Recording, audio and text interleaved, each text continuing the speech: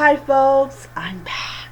Alrighty, it's time for another review, and this is Lucy Undying by Kathleen Grace. Why in the world do people have their freaking air conditioner on? It is still freaking winter. Might be, yeah. And never mind. I'm not going to understand people. I'm not going to understand people at all. Okay. So Lucy Undying is a Dracula story, and it's a Dracula novel, and basically it's about Lucy, the girl that gets turned into a vampire, gets her head severed, all that jazz. In this one, Lucy actually is not the one who loses her head. It is actually another vampire bride. And Lucy travels the world as a vampire. She is trying to find Dracula. She's trying to find out why in the world did he turn her when he could easily have killed her. Now, we do find out that one of the huge reasons that Lucy lured Dracula away from Mia is because of the fact that she was trying to protect her. And in this one, this is a sapphic horror novel, which I will say, beauty on the horror part, loved it, absolutely loved it.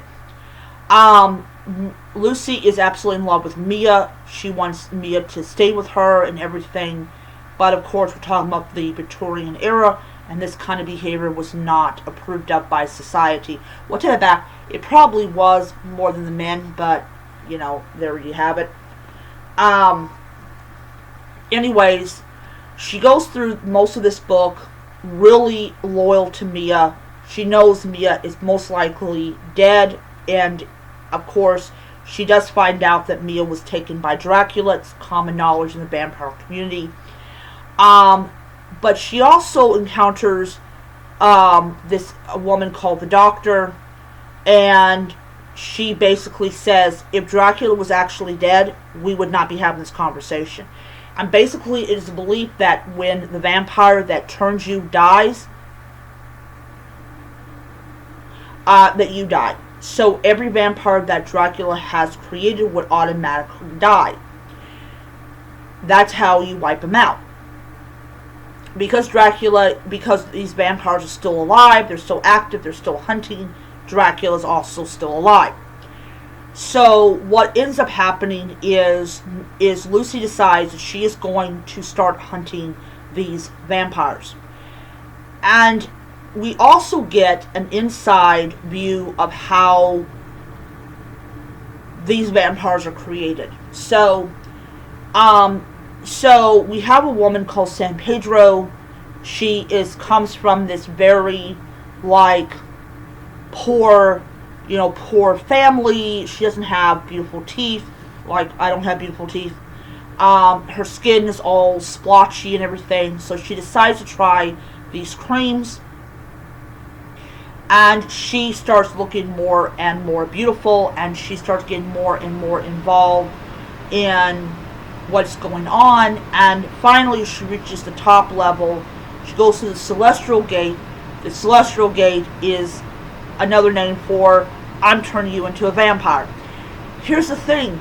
The people that are turned into a vampire, they do not know they happen to be vampires. I'm thinking, what the? How do you not feel the fangs? How do you, oh, Lord. Oh, man. Lucy encounters these men.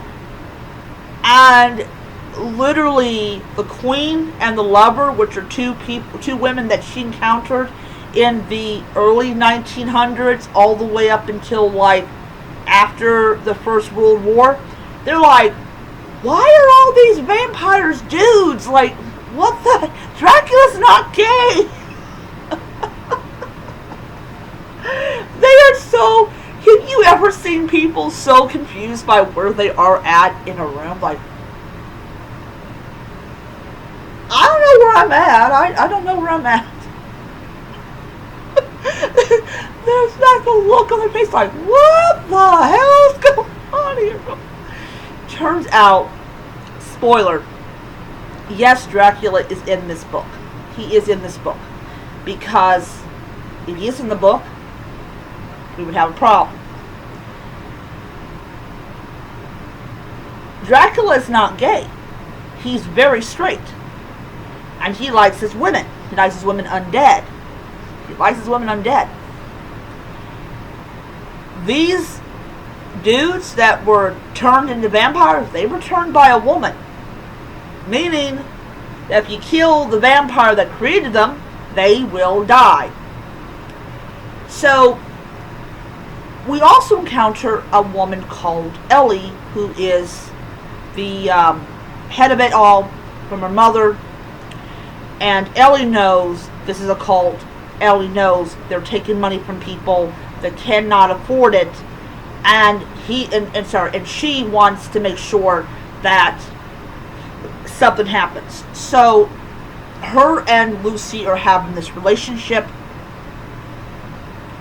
and what ends up happening is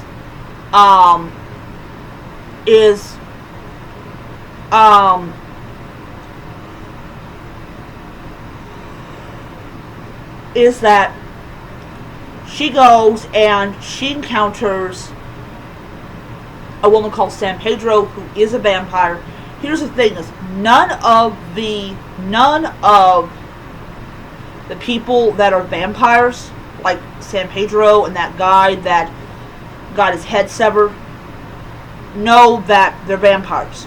They also have never tried to look themselves in a mirror.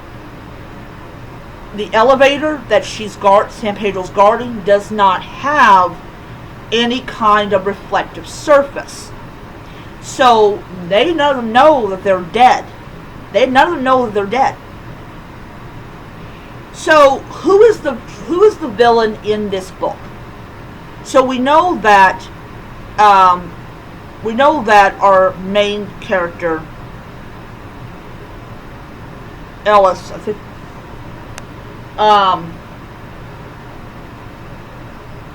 on a second.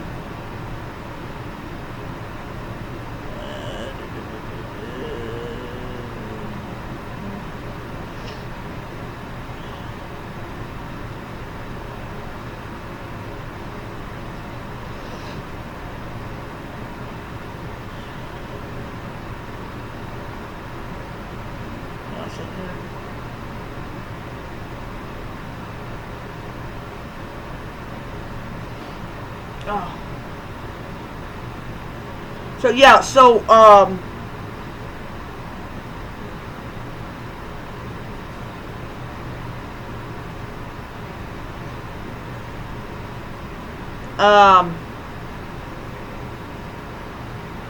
see here.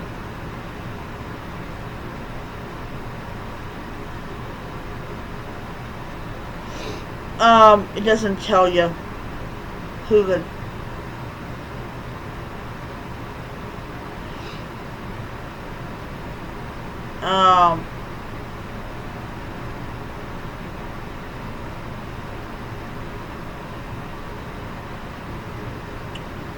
Alright.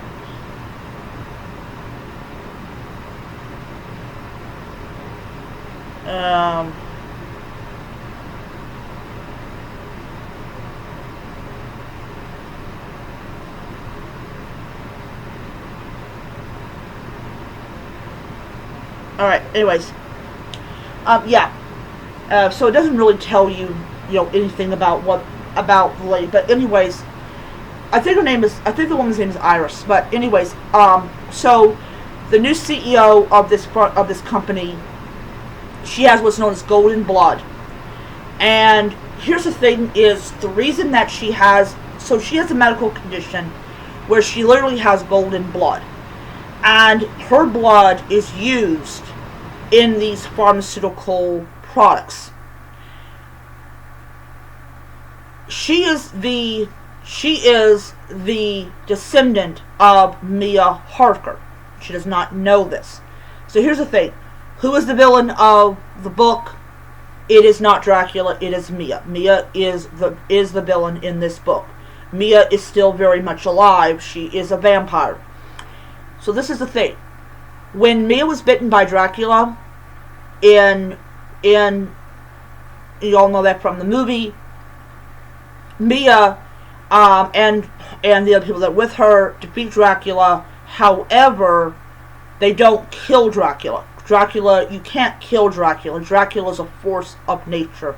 He is a force in the universe. He's very powerful, he's very old, and he knows ways to cheat death again.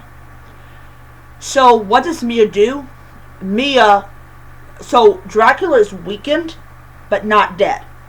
So what does she do? She puts a very short leash on Dracula.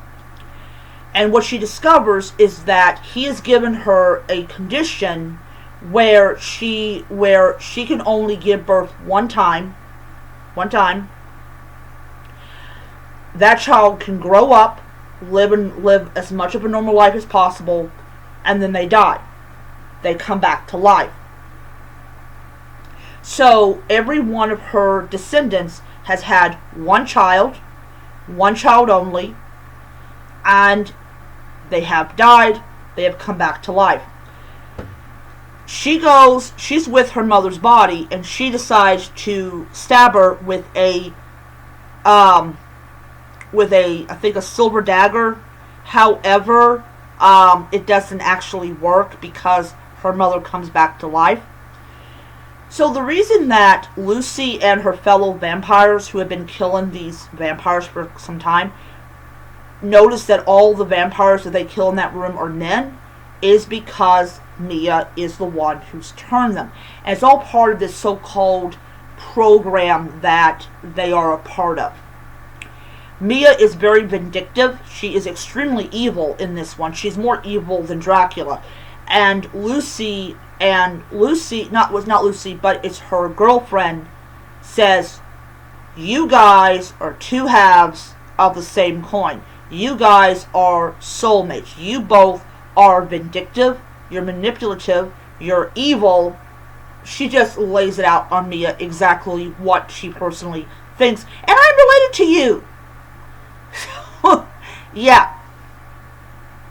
And so what happens at the end of it is, yes, Dracula gets away, but now his leash has been taken off because Mia's now dead, and this time dead for real. Overall, I enjoyed this book. I thought this book was really good. I've never read a sapphic horror novel before. I actually have another one over there. Now I want to read that book. All in all, it was a good book. Love the characters. Love the what she was like before she became immortal. How she handles immortality. The people that she encounters. The people that she touches. And overall, how she finally finds her happiness. However, she's still going to try to get her hands on Dracula. Anyways, gave it 5 stars on Goodreads. Loved it so much. And I cannot wait for the next one. So I will see you guys around. Bye.